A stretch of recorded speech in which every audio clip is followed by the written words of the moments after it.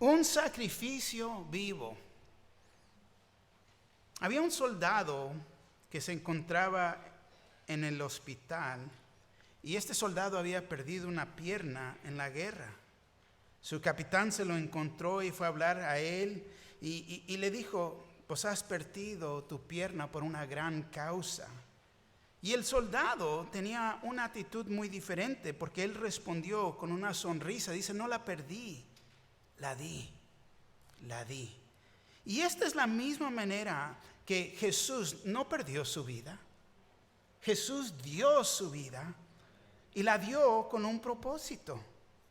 Ese propósito es para que nosotros que creemos en Él seamos perdonados de nuestros pecados y podamos al fin de nuestra vida llegar y entrar a su presencia, vivir en eternidad con Él, porque nos da vida eterna.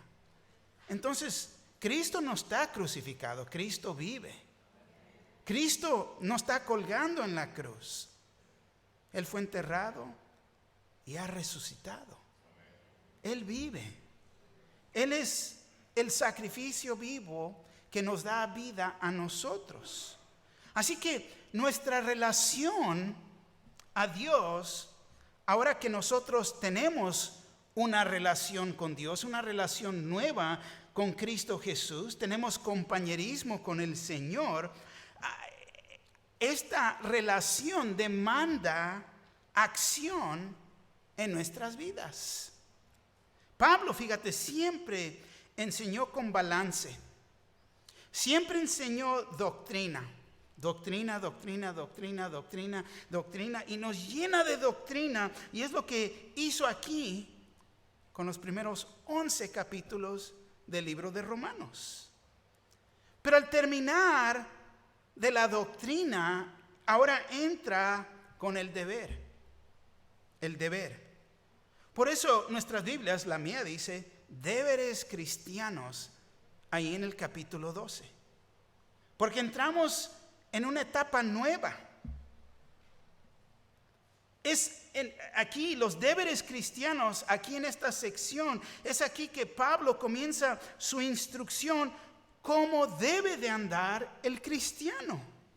Cómo andar con balance en su vida. ¿Por qué? Porque ya nos llenó de doctrina. Cualquiera que deje al lado la sana doctrina cristiana también deja al lado la sana vida cristiana. Y yo sé que me han oído decir esto a través de muchos años. He dicho: dime lo que un hombre cree y te diré cómo actúa. Porque verdaderamente, ¿qué es lo que creemos? O otra manera de decirlo es: la enseñanza falsa produce una vida falsa.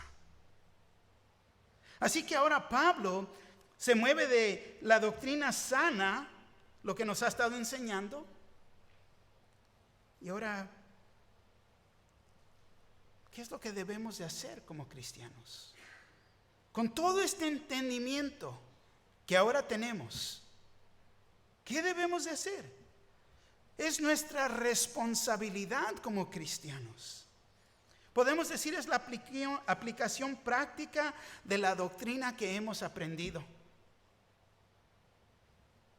El bosquejo de este libro, Romanos 1 al 17, fue la introducción. Y luego, del versículo 18 del capítulo 1 al capítulo 3, 20, fue la condenación del mundo.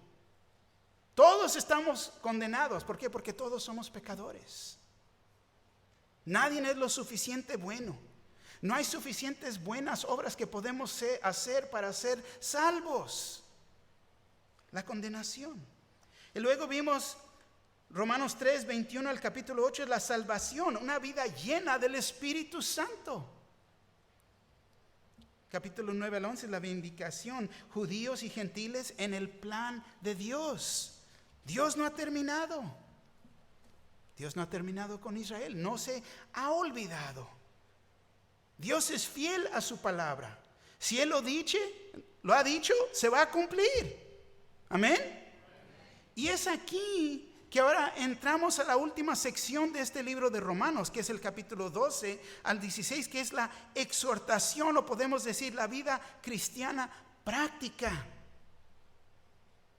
Tan importante, tan importante.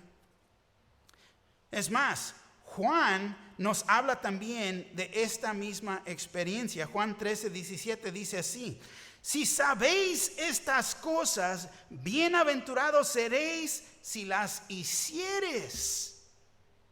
Ahora que ya sabemos, las tenemos que poner en práctica. Tan importante. Así que la doctrina debe de producir el deber.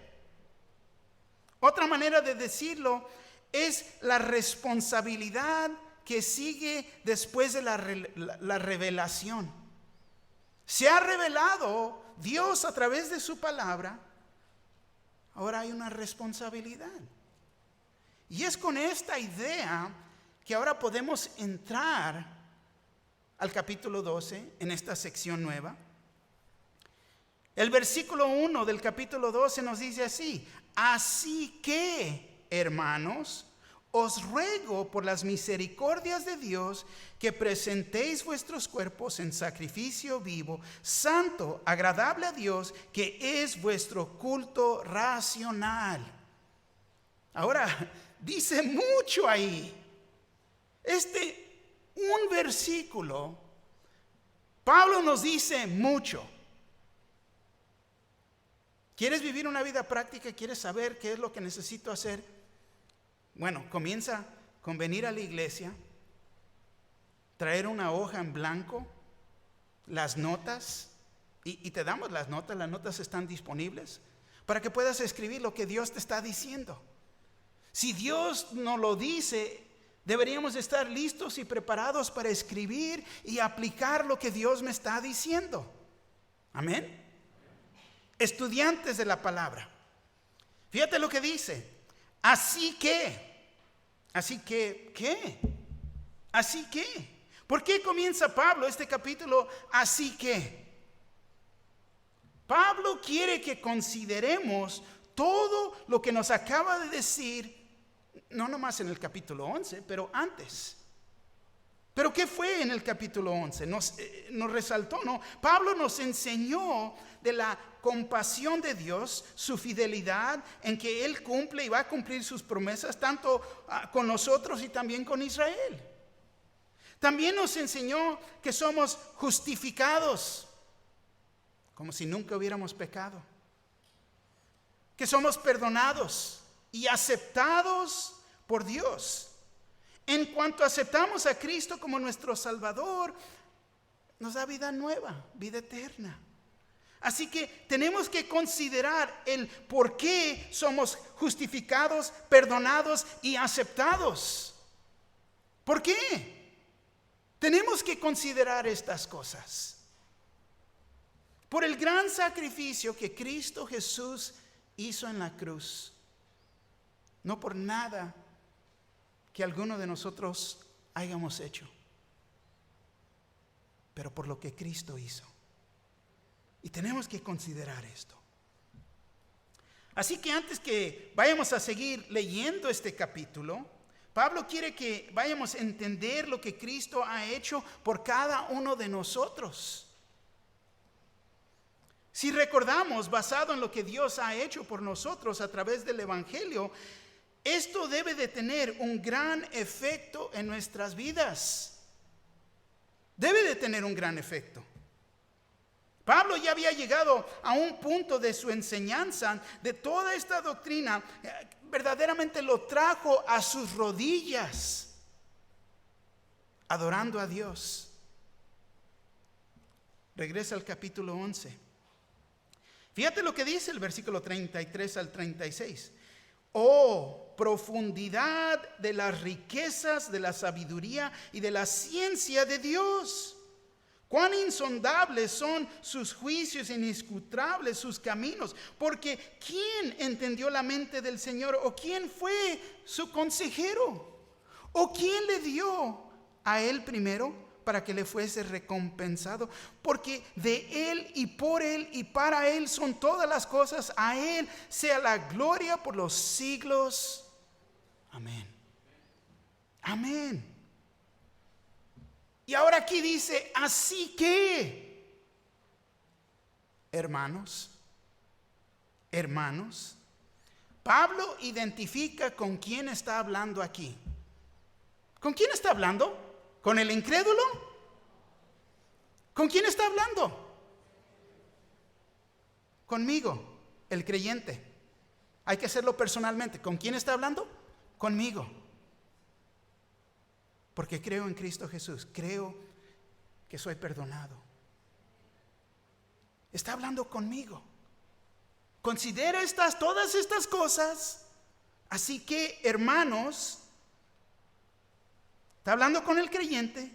Cada persona que ha puesto su confianza en Cristo Jesús como Señor y Salvador, no importa si es judío o gentil, lo importante es que sea creyente, no religioso, no. Creyente en Cristo Jesús, en la obra que Él hizo, creyendo el Evangelio, y que es a través del Evangelio que soy salvo. Por gracia soy salvo. Amén. Ahora, si nos ponemos a pensar por un momento, ¿ya están pensando? ¿No? A ver los foquitos, ¿no? Escuchen lo que voy a decir. No podemos aconsejar al incrédulo en la aplicación de la doctrina. Una vez más, pónganse a pensar lo que estoy diciendo. No podemos aconsejar al incrédulo en la aplicación de la doctrina. Y uno dice, ¿qué? Hay que entender que ellos, el incrédulo, no puede dar su cuerpo, su alma y su mente para responder en obediencia, porque no conocen a Cristo Jesús como Señor y Salvador. Ahora, sí podemos decir previamente aconsejarlos, o sea, consejo antes de ser cristiano, o más bien aconsejarlos para ser cristianos, porque es lo que necesitan oír. Los podemos aconsejar, más bien mostrarles su necesidad de ¿quién? Del Salvador Jesús, y presentarles el Evangelio. Porque si no tienen una relación con Jesús, ¿cómo van a captar todas estas doctrinas? Es imposible. Nunca deberíamos esperar una experiencia cristiana de los incrédulos. Esta es la razón que nunca deberíamos de estar sorprendidos cuando los incrédulos están viviendo en una vida pecaminosa. ¿Por qué están viviendo así? Porque son pecadores. No tienen esperanza, no tienen a Cristo Jesús. No, pero es que es buena. No hay ni uno bueno. La palabra nos dice eso.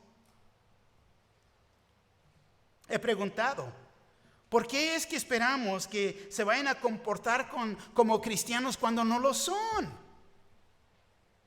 Aún en nuestro propio hogar, nuestros hijos, si no conocen a Cristo, no van a actuar, no pueden actuar en la manera como cristianos. Pueden hacer un esfuerzo para tratar de mantener la paz, pero el momento que se van de la casa, porque son incrédulos.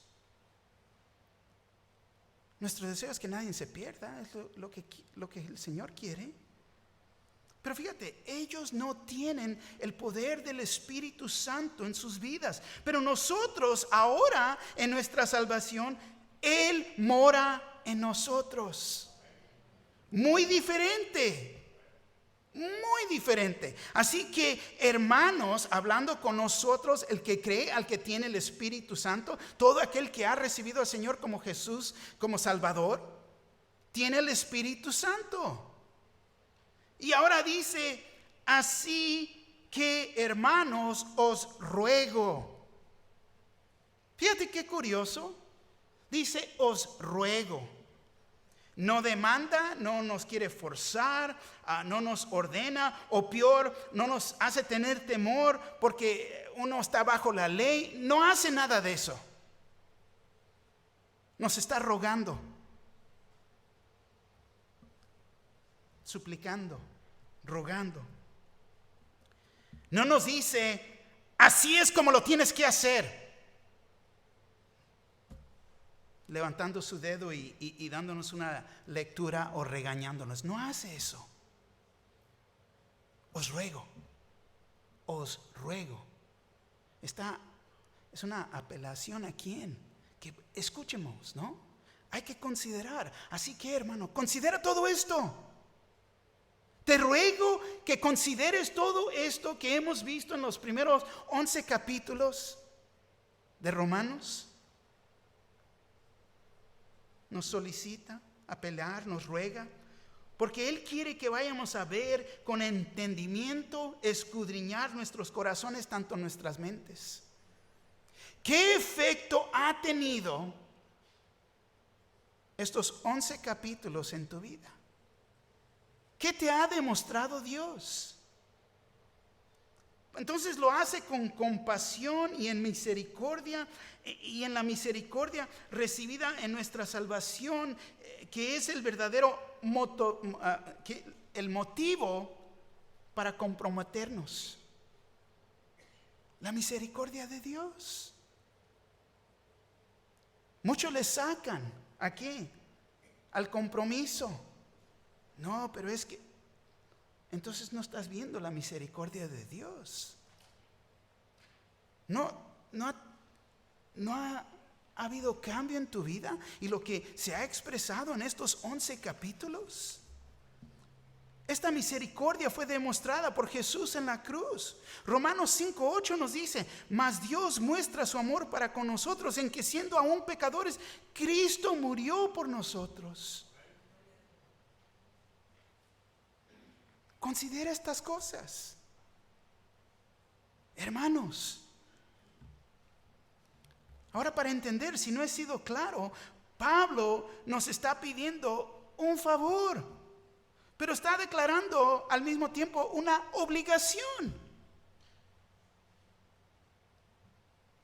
Cuando alguien nos pide un favor, tiene que haber una respuesta. Hermanos, deja pensarle. ¿En serio? Lo que Cristo ha hecho, y le vas a pensar.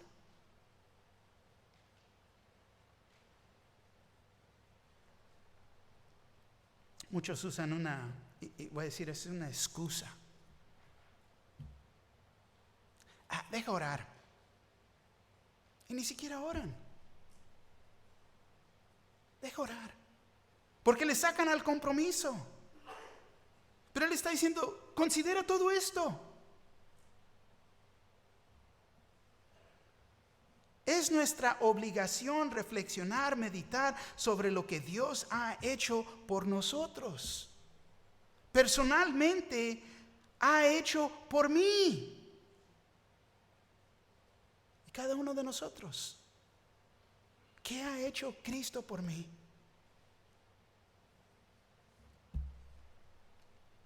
No existe una mejor manera de comprometerse con Dios que reflexionar sobre lo que Él ha hecho por mí, aún viendo la grandeza de Dios, su gran amor por nosotros. Que al detenernos de su grandeza y la grandeza de su sacrificio, nos lleve a servir. Gratitud.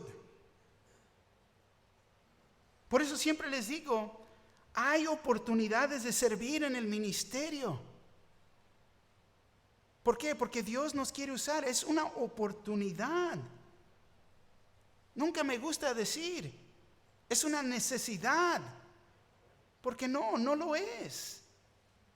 Dios sabe a quién tiene para esa posición.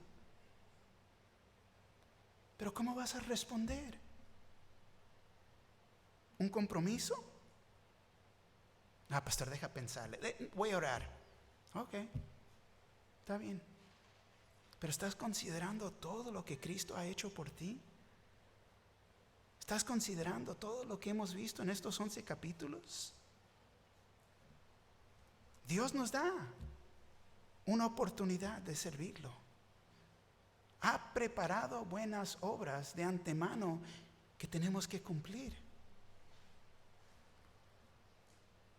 Y lo bello en todo esto es que no lo tenemos que hacer a solas. Ahora tenemos el Espíritu Santo que es nuestra ayuda.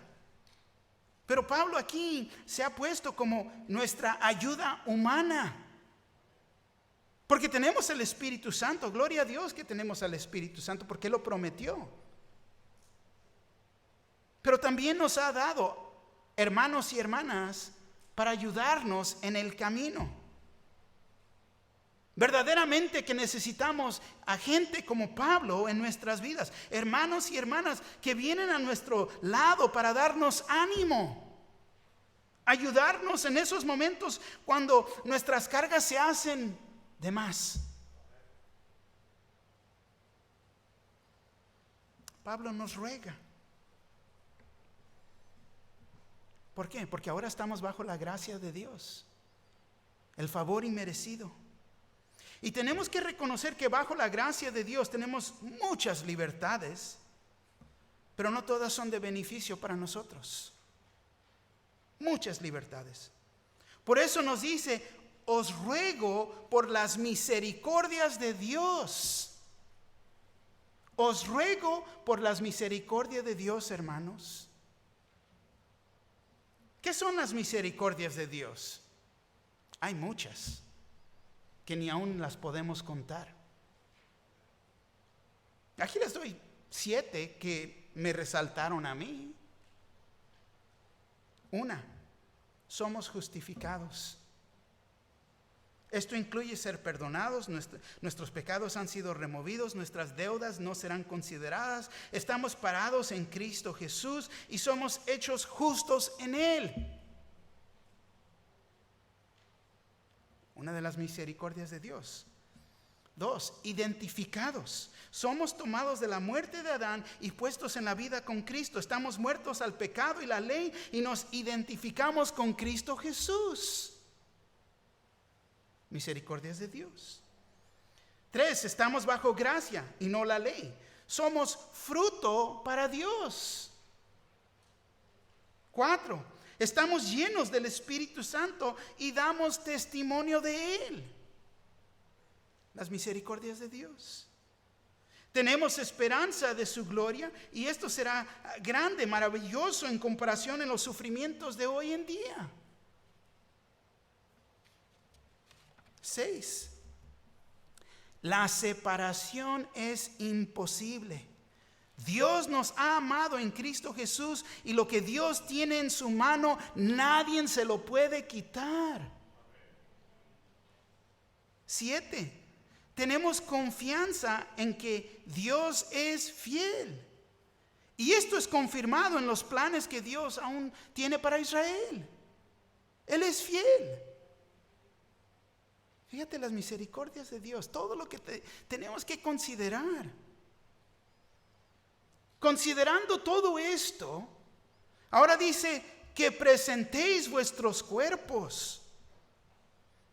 Ponte a pensar, antes que pusiéramos nuestra confianza en Cristo Jesús, acostumbrábamos usar nuestros cuerpos para los deseos pecaminosos y también los propósitos carnales. Es como se usaban los cuerpos. Pero ahora le pertenecemos a Él y queremos usar nuestros cuerpos para agradar a Dios, usarlos para su gloria. Amén. El cuerpo cristiano es el templo de Dios. 1 Corintios 6, 19 al 20 dice así: ¿O ignoráis que vuestro cuerpo es el templo del Espíritu Santo, el cual está en vosotros, el cual tenéis de Dios, y que no sois vuestros? Porque habéis sido comprados por precio. Glorificad pues a Dios en vuestro cuerpo y en vuestro espíritu, los cuales son de Dios. Le pertenecemos a Dios. El cuerpo es el templo del Espíritu Santo. Y el Espíritu Santo vive en nosotros. Romanos 8:9, mas vosotros no vivéis según la carne, sino según el Espíritu, si es que el Espíritu de Dios mora en vosotros. Y si alguno tiene el Espíritu de Cristo, no es de él. Ponte a pensar aquí, dice, si es que el Espíritu de Dios mora en vosotros. No es una pregunta. Está haciendo una declaración. Cada uno de nosotros sabemos si el Espíritu vive en nosotros o no. Y si no mora en ti, no le perteneces a Dios. No es de Él, dice. Es un privilegio en glorificar a Cristo en nuestros cuerpos. Magnificarlo en nuestros cuerpos. Filipenses 1:20 y 21 dice así: conforme a mi anhelo y esperanza de que en nada seré avergonzado, antes bien, con toda confianza, como siempre, ahora también será magnificado Cristo en mi cuerpo, o por vida o por muerte, porque para mí el vivir es Cristo y el morir es ganancia. Estoy seguro en Cristo Jesús. Si vivo, para la gloria de Dios. Si el Señor me habla y me dice, vente a casa, en la casa de mi Padre hay muchas moradas. Gloria a Dios. Vivir con esta actitud, viviendo y entendiendo las Escrituras. Por eso dice, así que, hermanos, os ruego por las misericordias de Dios que presentéis vuestros cuerpos en sacrificio vivo. Fíjate, un sacrificio muerto, ya está muerto. Más fácil, pero un sacrificio vivo, vamos a sufrir, vamos a doler. Pero fíjate, Jesús mismo tuvo que tomar un cuerpo humano. Él hizo un gran sacrificio, un sacrificio vivo. Él era Dios en carne, Dios con nosotros, Emmanuel. Jesús hizo esto para poder cumplir la voluntad de Dios en este mundo. Así que nosotros tenemos que presentar nuestros cuerpos como sacrificio vivo para que Dios vaya a continuar su obra por medio de nosotros, en nosotros y a través de nosotros. Para entender, tenemos que usar nuestros cuerpos como instrumentos de justicia para que el Espíritu Santo nos use para hacer la voluntad de Dios. Romanos capítulo 6, versículo 3 y 14 dice así: ni tampoco presentéis vuestros miembros al pecado como instrumentos de iniquidad, sino presentaos vosotros mismos a Dios como vivos de entre los muertos, y vuestros miembros a Dios como instrumentos de justicia. Porque el pecado no se enseñoreará de vosotros, pues no estáis bajo la ley, sino bajo la gracia. Todos los sacrificios del Antiguo Testamento estaban muertos. Pero nosotros, sacrificios vivos. Tenemos vida en Cristo Jesús. Pero fíjate, quiero que entiendan, hay solamente 2 sacrificios vivos en la Biblia. 2 sacrificios vivos en la Biblia. Y estos nos ayudan a entender más profundo lo que Pablo nos dice, lo que está diciendo aquí. El primero era Isaac en Génesis capítulo 22, si lo gustas leer a tu tiempo. Y el segundo es nuestro Señor Jesucristo. Recuerda que Isaac, él obedeció a su padre y lo permitió ponerlo en el altar, y en su obediencia hubiera muerto. Pero el Señor proveyó un cordero que tomara el lugar de Isaac. Pero Isaac murió en ese día. ¿Cómo murió? Quiero que entiendan. Él murió al ego. Él murió al yo. Al ego de sí mismo murió. Él obedeció las instrucciones de su padre. Su padre estaba anciano, Isaac estaba mucho más joven. Te voy a sacrificar. Ah, sí, viejito, tú vas a hacer el sacrificio. No fue así. Él escogió sacrificarse. Cuando Isaac se bajó de ese altar, él era un sacrificio vivo, santo y agradable a Dios por su obediencia, para la gloria de Dios. Pero el perfecto ejemplo es nuestro Señor Jesús. Él es el sacrificio vivo. Él murió como el sacrificio en obediencia al Padre, a la voluntad del Padre. Pero Él vive. Él vive. Hoy Él está en la presencia del Padre como el sacrificio vivo, con las cicatrices en su cuerpo, por el sacrificio que hizo por nosotros en su amor por nosotros. Es la razón que tenemos nosotros un gran sumo sacerdote. El gran sumo sacerdote es Cristo Jesús. Hebreos capítulo 4, versículo 14 al 16 nos dice así: por tanto, teniendo un gran sumo sacerdote que traspasó los cielos, Jesús el Hijo de Dios, retengamos nuestra profesión. Porque no tenemos un sumo sacerdote que no pueda compadecerse de nuestras debilidades, sino uno que fue tentado en todo según nuestra semejanza, pero sin pecado. Acerquémonos pues confiadamente al trono de la gracia para alcanzar misericordia y hallar gracia para el oportuno socorro. Gloria a Dios. Gloria a Dios. Pero también, fíjate, no nomás es un sumo sacerdote, es un abogado ante el trono de Dios. Primera de Juan 2:1 nos dice así: hijitos míos, hijos de Dios, el que ha puesto su confianza en Cristo Jesús. Hijitos míos, estas cosas os escribo para que no pequéis.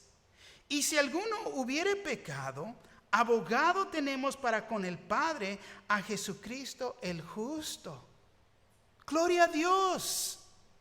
Porque ni uno de nosotros somos perfectos. Escribe estas cosas para que no pequéis, pero Él sabe que es imposible. Si alguno hubiere pecado, tiene que haber arrepentimiento. Pero Él es nuestro abogado. Satanás está acusándonos ante el trono de Dios. Mira lo que están haciendo. Fíjate ya otra vez. Y siguen igual. Jesús siendo nuestro abogado ante el trono de Dios. Padre, perdónalos. Están cubiertos con la sangre del Cordero. Somos justificados. Increíble. Tenemos que considerar todo esto. Dice: presentéis vuestros cuerpos. Vuestros cuerpos pueden ser usados para la gloria de Dios o para el pecado en el sistema del mundo. Pero también tenemos que reconocer que es en estos cuerpos que está el verdadero tú y yo. Pero también ahí mismo existe la vieja naturaleza en estos cuerpos. Y presenta un gran conflicto en nosotros. Pero uno puede escoger cómo vamos a usar este cuerpo. ¿Para traerle gloria a Dios o para el pecado? Cada uno de nosotros, creyentes, hermanos, hermanas, hijos de Dios, cristiano, debemos de estar entregados al servicio del Señor. Y eso requiere todo nuestro ser. Fíjate, la mente en las cosas de Dios o en el sistema mundano. Los ojos, lo que miramos, ¿qué estamos viendo? Oídos, lo que escuchamos. Lenguas, lo que sale de nuestras vidas. Manos, ¿qué es nuestro servicio para Él? ¿Cómo usamos las manos? ¿Para qué? ¿Para glorificar a Dios? ¿Para las cosas del mundo? Los pies, ¿a dónde nos llevan? ¿A dónde vas? ¿En qué camino vas? Ancho es el camino. ¿A dónde nos lleva el camino ancho? ¿A dónde? A perdición. ¿Cómo vas caminando? Pero quiero que entiendan, es más que esto. Es en totalidad, es en todo en todo lo que nos ofrecemos al Señor. Un sacrificio vivo, totalmente dado al Señor. Y esto es santo y agradable a Dios. Cuando nos damos. Por eso dice así que, hermanos, os ruego por las misericordias de Dios que presentéis vuestros cuerpos en sacrificio vivo, santo, agradable a Dios, que es vuestro culto racional. Vuestro culto racional. Cuando nos ponemos a pensar, así que,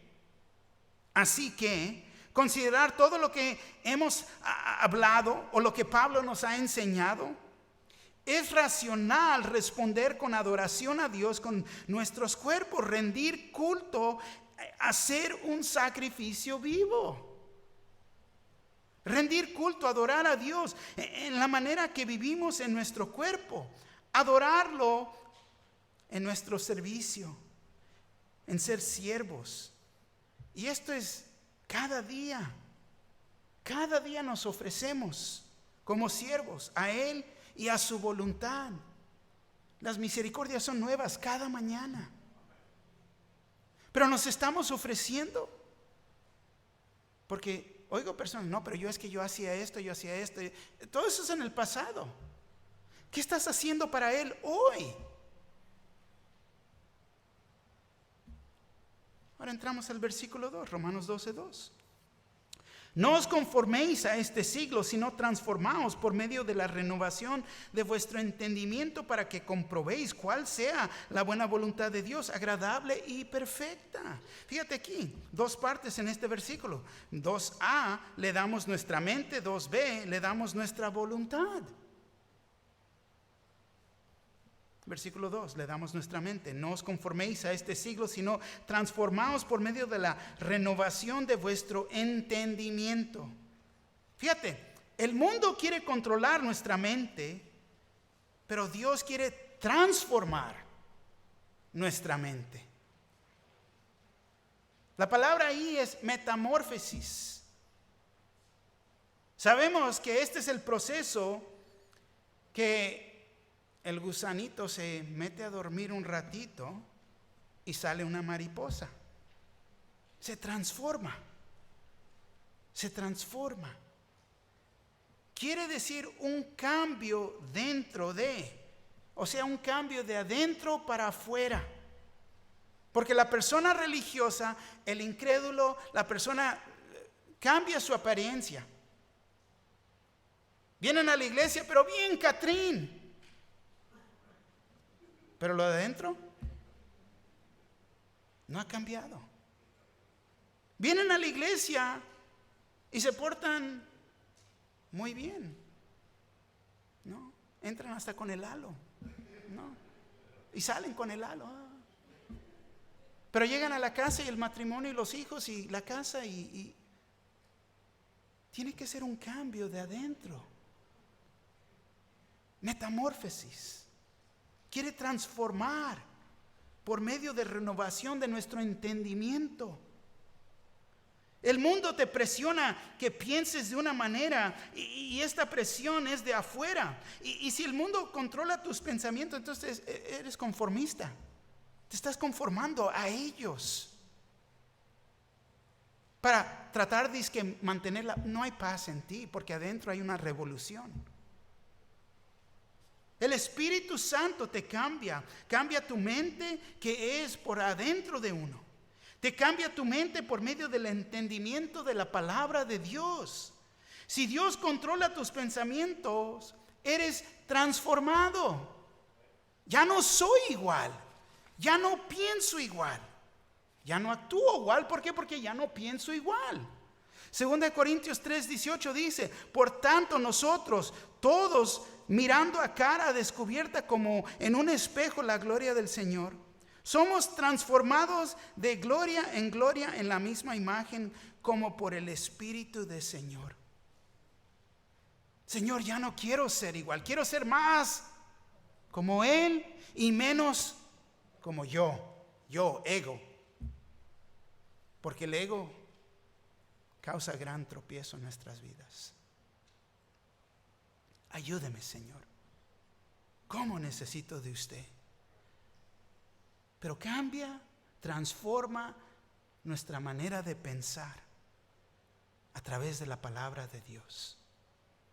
Segundo parte de este versículo, le damos nuestra voluntad para que comprobéis cuál sea la voluntad de Dios, agradable y perfecta.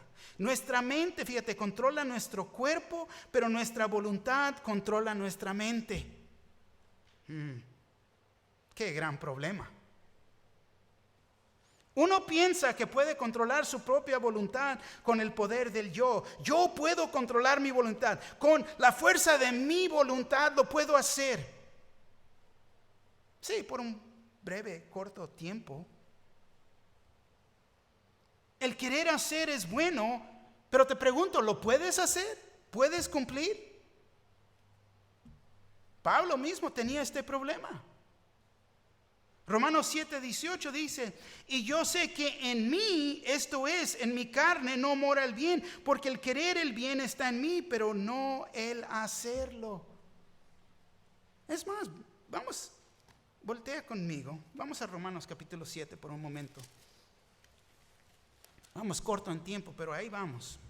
Romanos capítulo 7, comenzando en el versículo 15.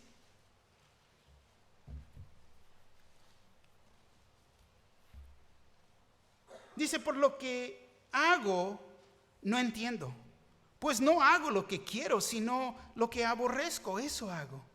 Y si lo que no quiero, esto hago. Apruebo que la ley es buena, de manera que ya no soy yo quien hace aquello, sino el pecado que mora en mí. Y yo sé que en mí, esto es, en mi carne, no mora el bien, porque el querer el bien está en mí, pero no el hacerlo. Porque no hago el bien que quiero, sino el mal que no quiero, eso hago. Y si hago lo que no quiero, ya no lo hago yo, sino el pecado que mora en mí. Así que, queriendo yo hacer el bien, hallo esta ley, que el mal está en mí. Porque según el hombre interior, me deleito en la ley de Dios. Pero veo otra ley en mis miembros, que se rebela contra la ley de mi mente y que me lleva cautivo a la ley del pecado que está en mis miembros. Versículo 24, yo lo tengo subrayado en mi Biblia. Miserable de mí, ¿quién me librará de este cuerpo de muerte? Gracias doy a Dios por Jesucristo Señor nuestro.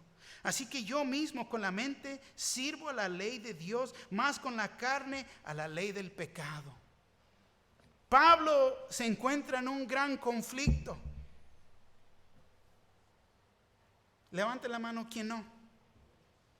No, todos tenemos este conflicto.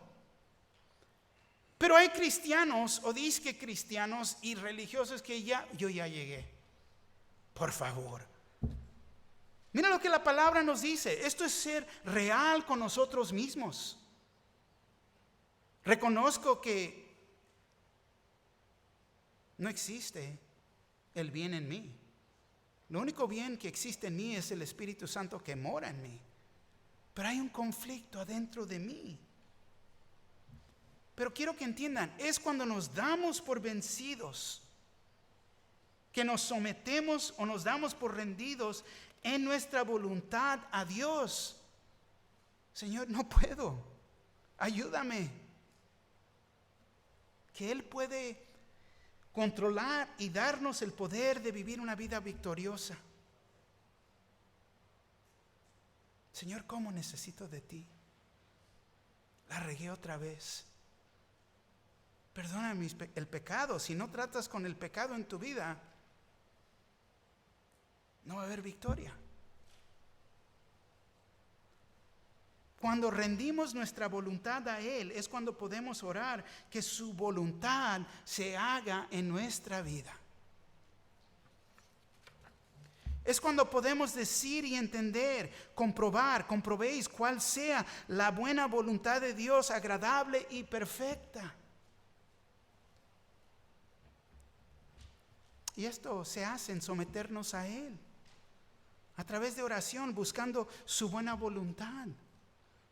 Removiendo nuestro ego, pidiendo que podamos hacer su voluntad, que es agradable y perfecta. Wow, 2 versículos que contienen tanto. ¿Qué es la aplicación aquí? Primero, te pregunto, ¿eres un sacrificio vivo? 2, ¿qué es tu culto racional? 3, ¿permites que este mundo te desvíe de su voluntad? 4, ¿estás permitiendo que el Espíritu te transforme por el entendimiento de la palabra? ¿Estás permitiendo? Porque es lo que Pablo quiere. Con todo este entendimiento que hemos aprendido, todas estas doctrinas, no es para hacernos cabezones. Oh, qué sabio, no. Una persona sabia aplica las verdades de la palabra de Dios, no porque sabe. Es el que aplica la palabra de Dios. No está en mis notas. ¿Ya cerraron sus Biblias? Abran sus Biblias. Vayan al libro de Gálatas.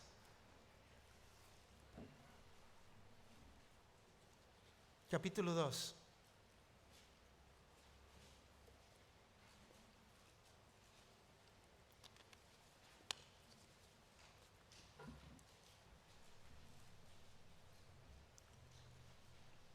¿Ya llegaron al capítulo 2? Todavía digo páginas. No estén mintiendo, Están en la iglesia, les recuerdo. Gálatas, capítulo 2. Fíjate lo que dice el versículo 20. Con Cristo estoy juntamente crucificado. Y ya no vivo yo, mas vive Cristo en mí. Y lo que ahora vivo en la carne, lo vivo en la fe del Hijo de Dios, el cual me amó y se entregó a sí mismo por mí. Un sacrificio vivo, reconociendo: yo y mis pecados he sido crucificado en esa cruz al momento de creer. Pero ahora tenemos una responsabilidad. Te pregunto, ¿vas a servir al Señor o no? Porque en servirlo, hacer el compromiso es de gratitud, de reconocer lo que Él ha hecho por mí. No es obligación, no es para traerme placer. Sí me da mucho gusto que estás sirviendo al lado de mí, pero la obligación no es conmigo, no es con la iglesia, es con el Señor y por lo que Él ha hecho por ti. Amén.